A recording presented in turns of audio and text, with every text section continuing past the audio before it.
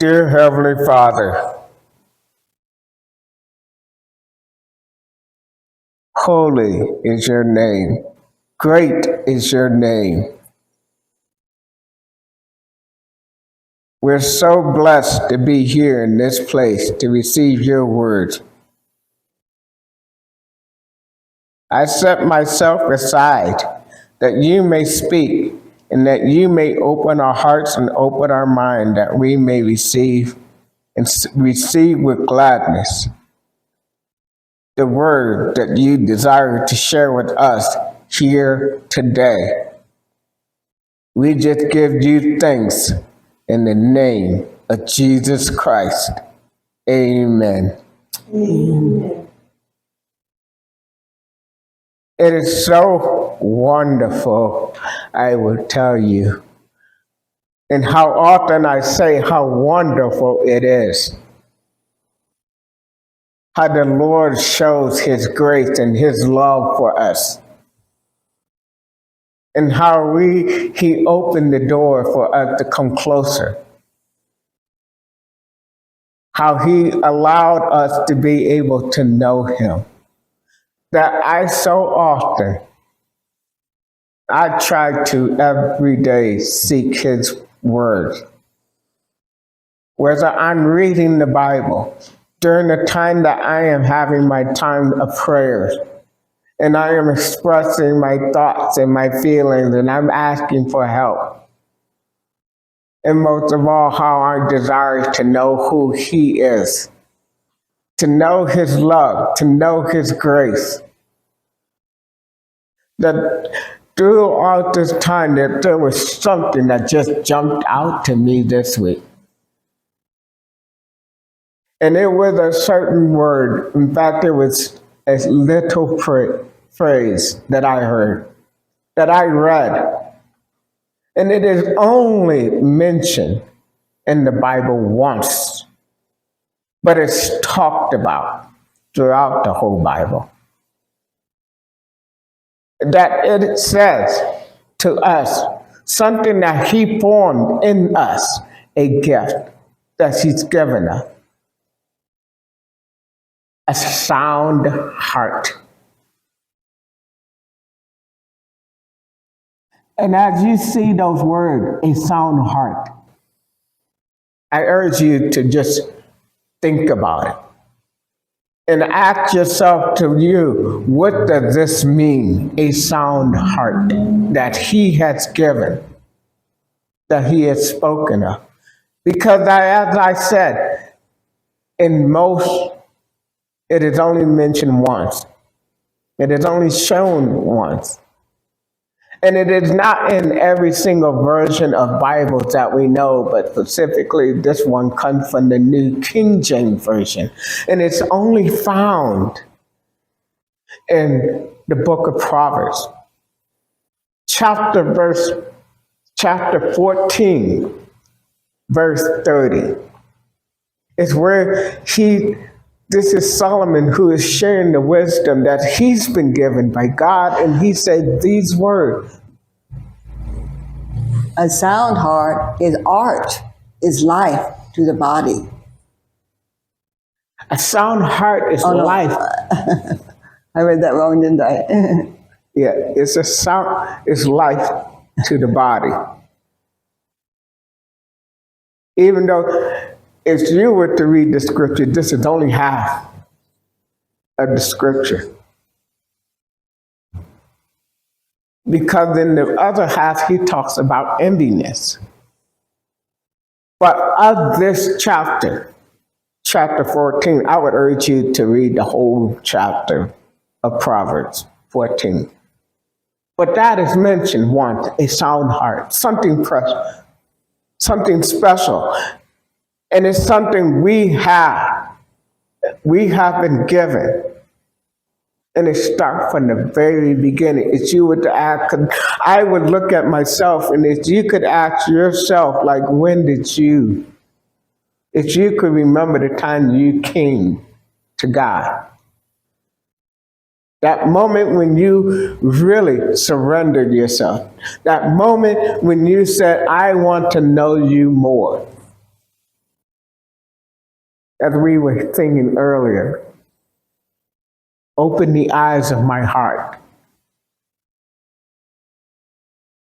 I want to see you. I want to know you. It really began when you took words and when you've been reading the Bible and you know a scripture that jumps out to you, that speak to you, that you want to remember it, that it would put you on a path that you want to know God. I've been discovering that the time that I said, I want to know God, I want to know your love, I want to know who you are. I wanted to know why you loved me so much, even though I am the way I am. I have ended up where I ended up. I am in a place where I shouldn't be or I deserve to be. And I also deserve not to be loved anymore. And yet he says to me, I love you. And all I can ask is tell me what this love is. Little did I know when I got back to the Bible and began to read scripture that these things that I have been doing, he has planned it. He has said them. It's been spoken for years. One example, and it speaks to me so much, I can't help it. It comes from Moses, who spoke this in Deuteronomy 10:16. It speaks to me that I had to memorize it. That it says, therefore, circumcise the foreskin of your heart and be stiff-necked no longer. Don't be stubborn. Let it go. Peel away that hard shell, so to say. Circumcise that outer layer, that stone, that part that would not let anybody come in, come close, not even God. Oftentimes it could be, well, I'm afraid that I'll be hurt. Oftentimes it could be the thought that, well, I need to figure this out on my own. I'm too proud to ask for help. And these are the words that Moses spoke to the people, given to him by God. He said, therefore, circumcise the foreskin of your heart. It all began out of humility, humbleness, lowering yourself, letting go of your pride, letting go of your envy, letting go of your fear, letting go of what you're scared of. And allowing him, our Father, to come closer, to come in and start making those changes that make your heart that's so full of all the darkness, the hate, the anger, the enviness, the pride, the lies, all those things that we know that are troubling, that we're wanting to let go, that we're wanting to get away from, that we're wanting to say no more. And say, God, you show me the way. Because you may even heard this, the fear of the Lord is the beginning of wisdom. Not necessarily being afraid and hide, but to say, I won't challenge you. I won't fight with you. I won't tell you what to do instead of you. Please show me what to do. That something began to happen in your life, that your heart began to change. It begins to change. All when you begin to allow him. And it doesn't take overnight, but it works. It grows. It becomes new. In fact, he speaks these words to Ezekiel, going to Ezekiel 36, verse 26. Chapter 36, verse 26. In Ezekiel, this is what God does when you allow him to take control of your life your heart. I will give you a new heart and put a new spirit within you. I will take the heart of stone out of your flesh and give you a heart of flesh. I will give you a new heart, a heart of flesh, instead of a heart of stone, cold, bitter, angry, scared, fearful, prideful, envious. Remember those words? That's just what's in a heart of stone. But in a heart of flesh, joy, peace, comfort, love, strength. In fact, this sounds like, if you had heard me speak about it before, this sounds like it comes from the Galatians chapter 5, verse 22 to 23. It speaks of the fruit of the Spirit. And that's exactly what it is. And it's within our heart. A sound heart that's focused on the peace. That's focused on the unselfishness. That's focused on the righteousness of God rather than our own selfish righteousness that the world loves to hold on to. That says, I don't need anybody else. I can depend on myself. I don't care about anybody else. It's all about me. Even to think that nobody cares about me but me, not even God. After all, look at what God put me through. Look at what God left me in. This sound heart is what He's given us. And it describes the characteristic of who He is and who we can become as He meant us to be. And it is so wonderful. It is such a blessing to have that. A sound heart. It's what He's given us. And He talks about it over and over. He's expressed it in so many ways.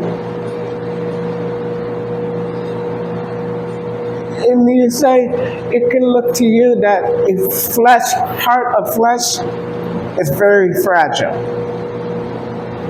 You know, it really could be. But unless we take care of it, keep on knowing how to take care of it, it won't be as fragile, but as strong, that we can continue to seek Him, and that's what He desires. The more we keep running to Him, going towards Him, seeking Him, praying to Him, speaking to Him, listening for Him,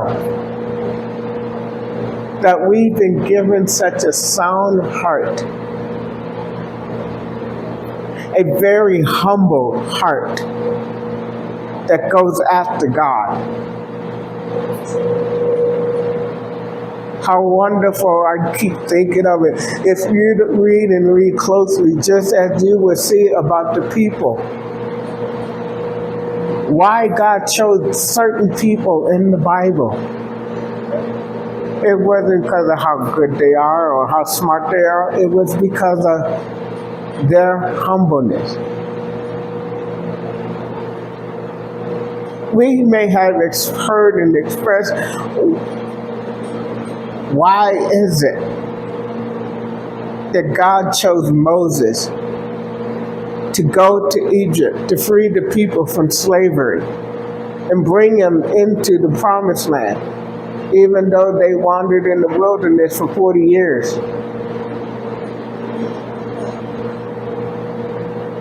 You know, Moses' brother and sister, Aaron and Miriam, they both challenged God on this.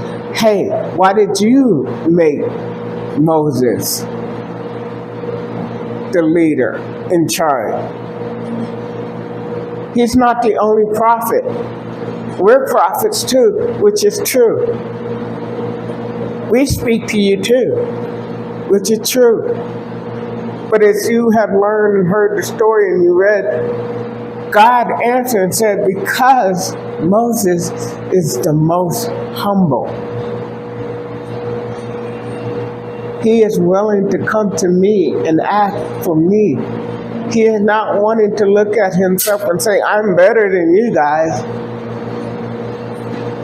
He was the example of a man who had a sound heart, as we have said from Deuteronomy, which he has spoken, which he done himself. Therefore, circumcise the foreskin of your heart and be stiff-necked no more, and remain that way daily, not just once or twice, or when you're in need of God, but daily keep seeking him. That how wonderful, how precious that he can give us that new heart. And we become that new person that he had meant us to be from the very beginning. All because we're having that special, wonderful spiritual relationship with him, of knowing who he is and knowing who we are to him. Knowing his love and why he gives such love to us, whether we feel deserving or not. That is God's love. That is his gift. In fact, how wonderful, he gave us such a love. And he had this plan from the beginning. Because when we began to know him, when we have heard of him, when we have spoken to him, when he's spoken to us, and from all the time that people are spoken, all the time that we have read the Bible, that we started to say, I want to know more. Do you know, since the beginning, without you knowing, he had this plan for you, that we'll go back to Proverbs. But we'll go to chapter 16, verse 9.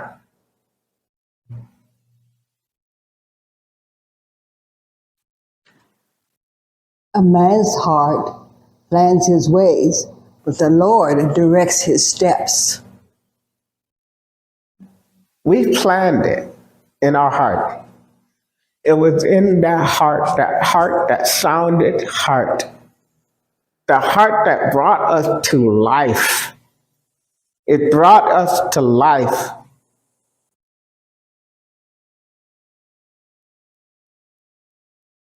That we had the desire. We had a plan. We had a goal. We wanted to know about God, and he guided us. It started there, then, at that time, in the beginning, with you. When you said, God, forgive me. When you said, God, I want to know you. When you said, God, tell me about this love. Tell me who I am. Tell me what I'm to do for you. Tell me what I'm to do for this situation. And he began to put it on your heart. When you said, show me, tell me, lead me. It was God who was in the beginning. All because of your sound heart that made you a new person who worship and love God with all humility, all meekness, all humbleness. Not with pride, not because of work she done in the past. It's because of his love and his grace that he is willing to do this for you, because you are his. That was your surrendering. That was your seeking. How wonderful it is that you have gained not just knowledge, but you have gained understanding of the knowledge you receive. And you're still learning it, and you're still being reminded of it. How wonderful that is when I had done that myself. And I'm seeing all the things. I see it again and again and again. I remember, and it doesn't make me feel bad. It just makes me feel, praise Him. Hallelujah, Father, you did this. And you'll continue to do this. And I can continue to walk. You know, that not only that you've been given the gift of a sound heart, you've been given another gift. Paul, an apostle of Jesus Christ, point this out in a letter to Timothy. 2 Timothy, verse 7 of the first chapter. He said for this, For God has not given us a spirit of fear, but of power and love and a sound mind. He's given us not fear. He's given us power and a sound mind. We don't just have a sound heart, but we have a sound mind. We share the knowledge of God. We share His words with Him. We share His understanding in us. This is our unity with Him, and it's also our unity with one another. That we can be as a sound man, as a body, as a church, not as a church of Mercy Today Ministry, but of His church, His kingdom, His body, that we can share that love, that peace, that joy, that kindness, that grace, all of it, and more. That in a sound mind and in a sound heart, you know what you will not find, and I have said it. You will not find wickedness. You will not find lying. You will not find darkness. You will not find hate. You will not find pride. You will not find enviness. You will not find those things. It is exactly as the fruit of the Spirit as we had talked about from God. Because it is He who is in our heart, shaping it, strengthening it, filling it, making it strong that no matter where we go, no matter what we face, good or bad, we can walk out with that peace still. We can walk out in light. And we can continue to be that light of the God, which He has meant, as I said, from the very beginning, when He had formed the earth, when He had formed the universe. The very meaning when He said to man, be fruitful and multiply. Be with that sound heart, that sound mind that I give you. It is a gift that He is willing to give, not a gift that we have earned. We did not have to work our way there to receive it. We did not have to pass tests. We did not have to take tests. He did it out of love. He did it through Jesus Christ. He had been doing that we may be with Him And that we not just be with him now, but we will one day will be with him forever. With that sound heart. Forever. And that's a very long time. And I'm looking forward to that. That is so why every day I do desire to go seek him out. Pray to him in the morning, pray to him in the afternoon, pray to him in the evening, night. Read his word.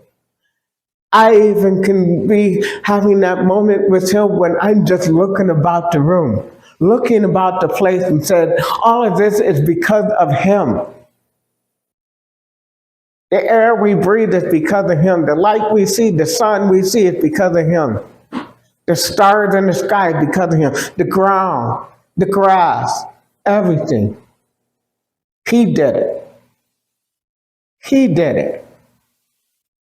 I may have worked, I may have toiled, but it was him who provided it.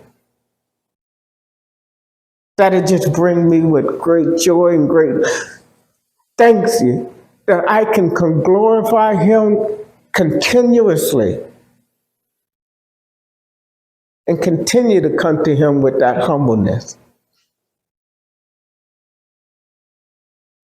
Share with me, lead me. Isn't that something Jesus said?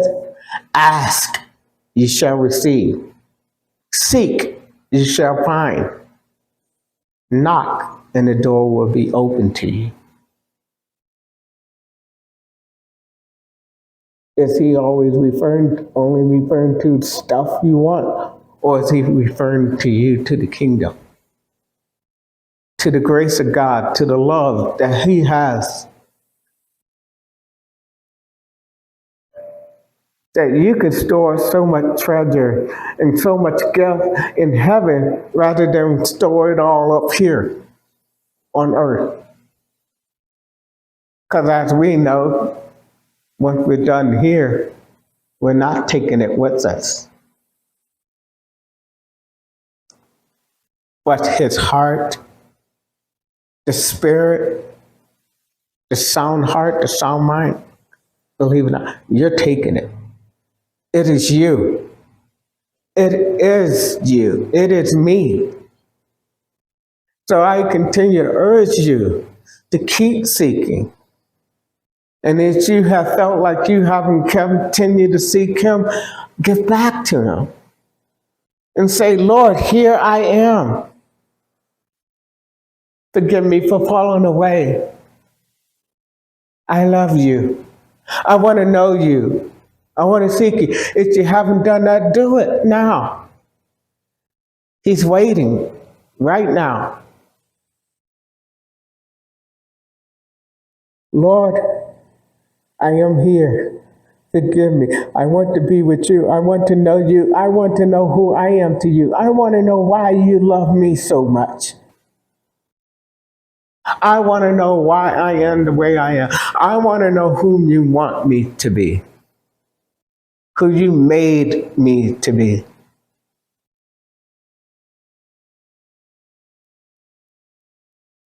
We can say we're nobody, but to him, we're somebody.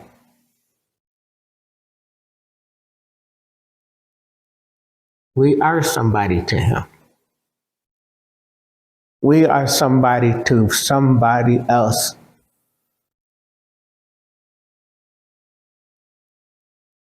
And we are equal among one another, even though we can do different things, called to do different things.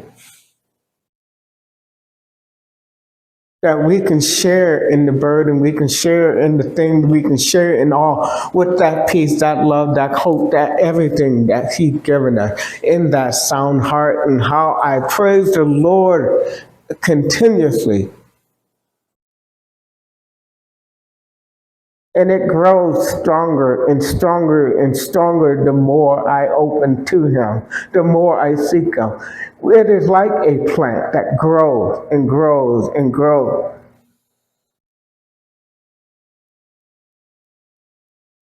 Jesus had described that to be like a mustard seed, our faith. It grows like a mustard. Something so tiny and small can grow into a tree. And he described how the bird can come and rest in its branches to be shaded. To say, I can come to you. Using that bird display, I can come near you knowing that you can protect me, that you can help me, that you can be there for me. It is that same stalk that he speaks, saying to us, God is there for you. I am there for you. And you know it because you can see it within us. Just like I can know it when I look upon you and I can see God is working in you, God is shining in you, that I can come to you with humility, with that sound heart, that gentle heart, that meek heart, the heart of righteousness that we can share with one another, because we do have things to share with one another. Everybody learned something, everybody taught something, everybody experienced something, everybody who had gone through different things really gone through the same, just in different ways. Learn things differently, but learn the same. That it is worth sharing together, that we can be as one. And we can be as one community, one church, one life, one community, one city, one state, one country, one nation, all that. But it's important that we are going to be one body to our Lord.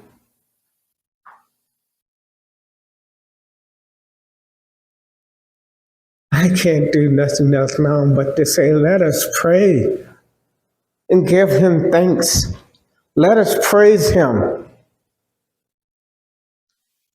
Heavenly Father, I praise you for what the gift you have given us, a sound heart and a sound mind that just bring peace, that bring joy, that bring your righteousness into our life that makes us alive. Father, we praise you for the gift that you've given and how much blessing you poured out upon us each and every day. Not just the blessing of the things we have, but the blessing that is within us that we can't see, but it's there and we know. Father, we ask that you and pray that you continue to work our hearts to make it strong in faith and hope in you. We pray this for our friends and our loved ones. We pray this for our families and our neighbors. We pray this for our nation. We pray this for countries around the world. Father, you are the one true God. And since the beginning, since we have known you, you have changed our hearts. And we praise you and continue to seek you to know what you are doing for us, what you are doing with us, and what you are doing through us. We thank you for the people that we can commune with, that we can relate to, that we can come close to, that we can speak with love and joy with. And we ask that you also give us strength to overcome all the wickedness and evil and temptation that surrounds us. That we can remain in your light. And that we can remain with a sound heart. And that we have the power to rebuke the evil that comes against us. Lord, you will know our hearts, you know our prayer. We desire to love you with all of our hearts, with all of our soul, with all of our mind, and with all of our strength each and every single day. In the name of Jesus Christ. Amen. Amen.